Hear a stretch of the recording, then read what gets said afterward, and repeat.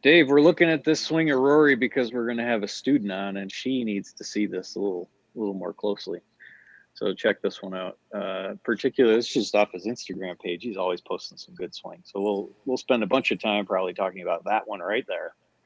So hey, everybody who sees some new faces on there, one new face in particular, my buddy Dave. He's been worked at GolfTec for almost 20 years, 12 years as a coach, so he knows a thing or two about that. 6 or 7 years director of operations on our corporate locations, and now he's the fancy VP of franchising. It's Dave all also about time. likes Dave also likes long walks on the beach and a cool Chardonnay in the evening time. Did I miss anything? No, that's about it. I think that's pretty much it in a nutshell. Yeah, I think so. I got it. So Dave, here's what we're gonna do. Thanks for joining me on this one as helping me host this thing. We're gonna bring on a coach, Will, and a student, Sabrina, and talk a little bit about what sort of things you get at a golf tech lesson, so people know. I think we've got a wealth of content about just how to play golf, but I think the student experience is one that we don't highlight enough. So here we are. What do you think? Absolutely, sounds great. So, Will Wojciechowski is one of our coaches at our Denver Tech Center location, and then Sabrina is in our marketing department, and she's an avid golfer and taking some lessons with Will. Will, Sabrina, I see you guys see your video now, so welcome. Maybe introduce yourselves and talk a little bit about your background. Will, you go first. Talk a little bit about just your golf tech career and how long you've been with us. Well, I've been in the golf industry for over 20 years. I've been with GolfTec a little over 5. It's been a great experience. Would rather or would not be anywhere else. The platform that they provide us to help students is incredible. But I've taught, I think, in my whole career over 50,000 lessons.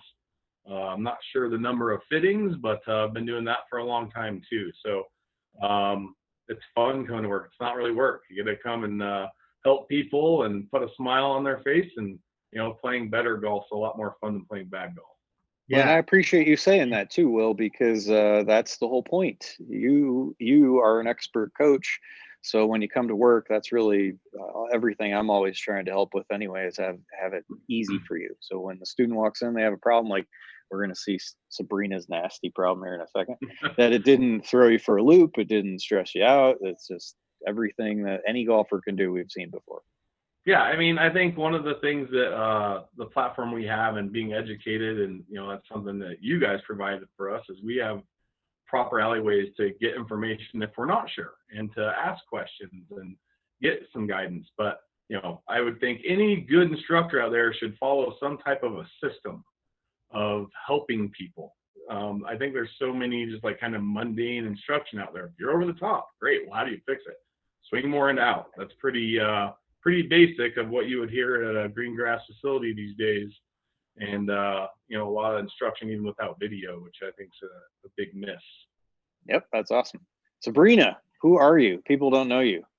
So I'm Sabrina. I work in the marketing department at GolfTec headquarters. I run all of the social media and content. So everything you guys see on Instagram, Twitter, Facebook. You also probably have heard producer Sabrina on the back end of these lives. This is me. Only when you make a mistake. Only when I make a mistake. Yes, that is true.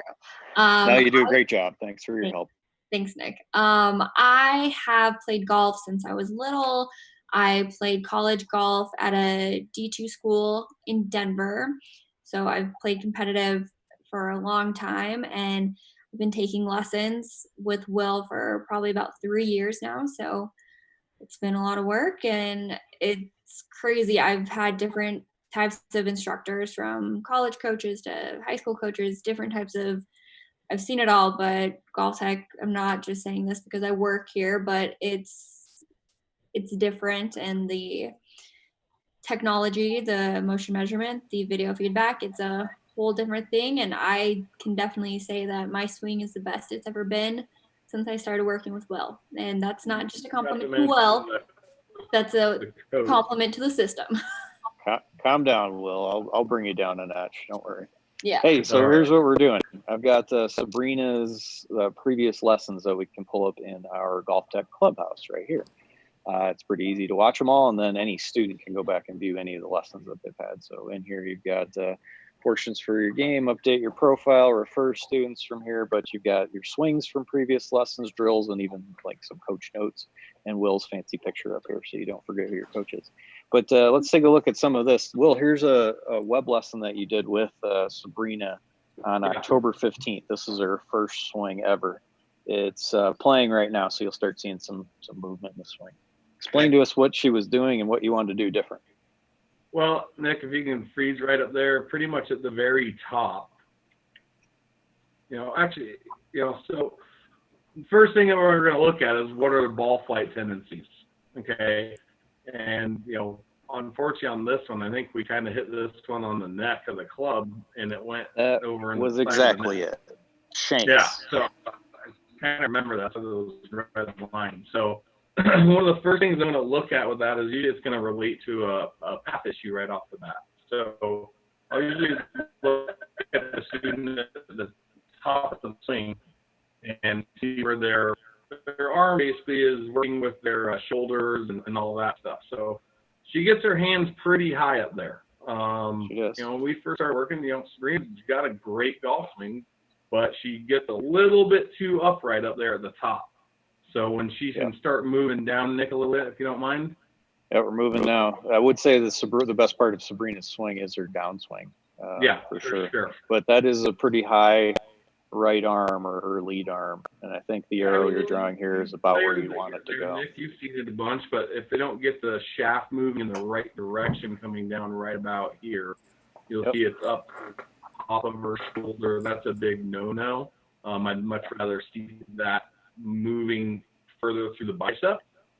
So this is the angle that of the shaft that's covered up by some of those lines that we can draw in lessons, but the shaft is passing just about through the base of her neck here. Yeah. And most good players have that much lower at this point in time. She does a nice job actually of lowering it from here most of the time. It's not on this particular one. So your instruction to her here was lower the butt end of the club, and then that would allow her to keep her arm down more, and the shaft at this point in time would be further behind her. Does that sound fair? Yeah, that sounds great. And I think you see a lot of people that get that higher arm, and what they would do is they would tend to tilt maybe a little bit too early, and they start extending their hips to flatten the shaft plane behind them, but the hands stay too far out. Yeah, in that one, maybe I can talk about that real quick here, just as a way to look at that.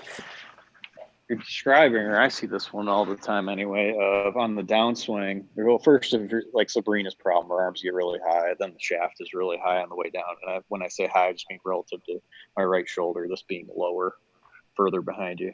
So at that point in time, she's ready to hit across the ball even more than what she does. So she starts to raise the butt end of the club up, keeps her right forearm almost horizontal to the ground, trying to lower the shaft in. And sometimes that works. It's not the easiest way to do it. It didn't work out too well for Sabrina when she's hitting the shanks. No. So, I mean, what I would say the biggest direction was I just wanted to move her hand path back a little bit. So I think even in her video, I think she turned around 87 degrees of turn, which is right around to her average. I said, hey, go to 97. Give me 10 more degrees, and then Nick, when you're ready, you'll be able to see that she gets that depth. Yeah, so swing on the right is the one that you did as the with her practice versus the one on the left. You might notice the butt end of the club relative to this top yellow arrow, how that's slightly to the right of it versus slightly to the left. That subtle amount is probably a few inches in real life, but you'll see what that does on the way down. I don't know if you talked about this in the lesson or not, Will. I'm playing the video now. You're just pause talking to her about what's going on. But there's the shaft when her right arm is even with the ground, how it's below her shoulder now. And I'm guessing that you do the same. That's really good as well in here. So now you've got the sweet spot of the club between these two lines. I think you play her before swing or her first swing in there as well. But that was really nice, Sabrina. If anything, it looks like you might start the ball a little too straight to make it draw. And end up on the target, but that was a nice adjustment relative to hitting the hosel every time. Thanks. Yeah, and we work on this probably almost every single lesson, that it just kind of have to remind me to turn a little bit more and lower my hands. So this is definitely something that, like, I don't know if I would consider it a habit, but it's definitely something that I definitely return to a lot. But when I know that I'm bringing my hands back further, the shots can definitely, you can tell a difference. Yeah, and then here's your before swing with the shaft here, how much higher that is going through the top of your shoulder. Sabrina, what kind of ball flight differences are you seeing specifically with that change? Honestly, I can see it a lot more with my driver because Will and I definitely say that I can get away with it more having my hands higher in the backswing with my irons. I can like have a decent shot and can get away with it. But when I hit my driver, it's shank city essentially. So when I turn more and have a little bit more turn, I can hit a decent draw with it. So having more turn and more depth in my swing, then I can hit a pretty decent draw. Yeah, so I think what she's, I can relate to, I would think with her driver, when it gets bad, it gets low and right really quick. She gets a spin off issue, which is, angle attack problems, it comes moving too much downward through impact, center and a certain contact gets bad. So when she comes in, basically the first thing is let's get this depth, and then I try to get her to push it high left. So we're going to try to create the opposite combination of a ball flight, face and path combo, and angle attack to, hey, just get it going the different direction. And, she's really good. She understands that. I can't get the club coming out and then down and rightwards because I'm just going to smother hook it. Yeah. So Sabrina, most of your backswing and downswing, your club face is far more closed than maybe most of the tour players would play. Mm-hmm. So probably looking at your right hand grip and turning that a little less to the left would be a good idea. And Will's got some pictures of spectrums and comparisons and players. And there's someone that comes to mind would be like, don't hold it like John Rahm or Jordan Spieth, but trend moving your lead hand that way. That would just keep the face more open to the path. I brought this one up because I think this is a good spot for you to take a look at too, Sabrina. You know how Will just explained, it might have broken up a little bit in there, Will, but you were explaining how you talked about turning more. This is often an overlooked part of that, which is turning your feet out. So I've got a spectrum here of Bobby Jones, Sam Snead, Ben Hogan, Jack Nicklaus, Adam Scott, Dustin Johnson. Tiger Woods is in this one too, so all of their feet are turned out more degrees than yours. So each one's just that way. Mm-hmm. That just makes you more mobile as a person. I would say it's always going to be a challenge with turning. And then most people who have that problem like you do on the backswing where your lead arm gets really high, it's harder to do that the less you turn on the backswing. So when you restrict your mobility by aiming your foot straight, which then makes it hard for you to turn your trail knee and your trail hip enough, then that's the start of actually swinging over the top, as that dogmatic phrase of having the shaft too far out away from me on the way down. I might tell you start there. And that's not even something new. All these long hitting tour players nowadays, it's pretty typical to do that. But if you can go back in time even more and see some of the old timers here and the knickers that I think Dave has a couple pairs of. But that picture top right of Tommy Armour here is a really nice way to set yourself up to make the backswing and the downswing follow through turn much easier to do. That would be a good start for both of you guys. What do you think, Will? Have you been talking about that with her? So that is something that we have talked about.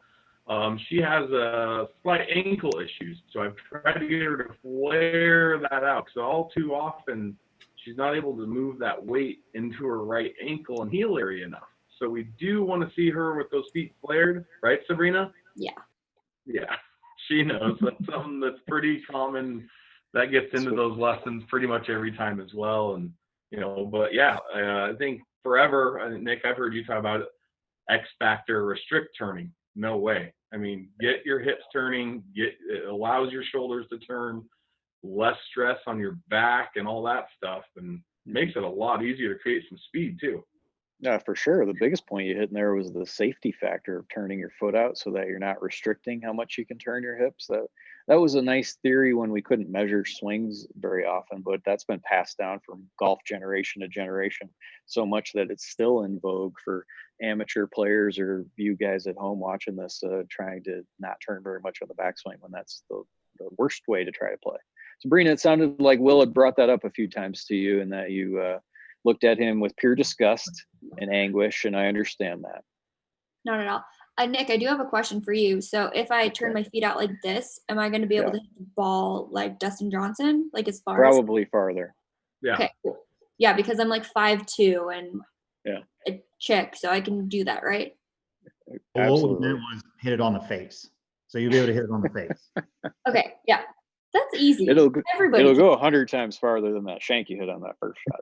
Okay, well, everybody hits shanks, okay? Yeah. Well, and this is the cool part of the relationship too, of when you have a professional coach like Will. Will can be there as a friendly reminder. We can look at the videos and go back in time and see how have you progressed over time. And then also it's awesome for you to practice some and be able to review these lessons and dial in the feel that you're trying to use, which is far more in. Absolutely. And I'm going to plug social media just a little bit. That's what I do. If you're a longtime follower of the GOLFTEC Instagram, that Will and I are pretty much stars. You've followed our lesson progression for a while, so you guys can hold us accountable to the shanks that I've hit. You guys have seen them. I mean, I think you guys are doing awesome. awesome. Trying to get you to bounce a ball on a wedge. That was a really good one. Yeah. You're not so good at that, Sabrina? No. Even Harvey can do that, and he's got these thumbs. Well, Harvey's better at most everything. I know. Yeah, next time you see her, you'd have her try to bounce the ball on a wedge. Okay, that's what we'll do. That's what we'll do. That'll be the first. Oh man. Yeah. Absolutely. Well, I think that's what we were looking at. Will, what's next for you and Sabrina? What are you working on? Anything outside or short game related, or basically her driver and hitting that higher? I feel like I need to get a breaker out of this quarantine deal, working from home, so we can get back to doing some lessons. That'd be a good start. I feel like time to get back to it a little bit, get a checkup on her, see where that arm is. Hopefully it's not up here. But yeah, I'd love, we've done some outside. We've done some playing lessons. We have a really good time. We give each other a hard time. It's a lot of fun, but I'd like to just get her back in bay first. That's always where I say, hey, this is a controlled environment. We can look at situations here. We can look at data from our motion sensors, launch monitors, and really kind of get things going the right way. And then I would start to look at, hey, let's progress to a driving range and then go play. I would definitely agree with that, because I've been playing probably some of the most golf that I've played since college, just because it's the only thing you can do right now. So I've been on the course almost every single weekend, but it's always nice to go back into the bay and, see what you look like on video, because it's honestly make it happen. Throw the mask on, get back in and see Will at DTC, man. We're set up for it. Here we go. Yep. Well, and everybody's out playing more golf like you're suggesting, Sabrina, but they're playing bad golf still because they don't realize how much a professional golf instructor can make it that much more fun. So if you're going to do something, you might as well not be terrible at it. And guys like Will and our coaches all over the place are willing and ready and help. And I think the biggest takeaway I want to make sure people get is that, one, Harvey wants to go play. He's very upset right now that we're not throwing you a tennis ball, but that every coach has seen everything you can bring in. There is no shot they have not looked at. Dave has probably seen everything 50 times in 12 years of coaching, and Will's probably gaining on him. So don't feel embarrassed, intimidated, shy about golf lessons. That's what coaches, guys and gals like Will for GOLFTEC do all the time. And we make it fun. We've seen it all. And if you come in with something new that we haven't seen before, we'll lie to you and say we've seen it just to make you feel good. So let's get you back in there. You'll be fine. Company value, integrity. Yeah. Fun first. Well, thanks for joining us, Will, for sure. Sabrina, one last question though. You've seen all these golfers. Harvey, calm down. Breathing so hard I can hardly talk over you.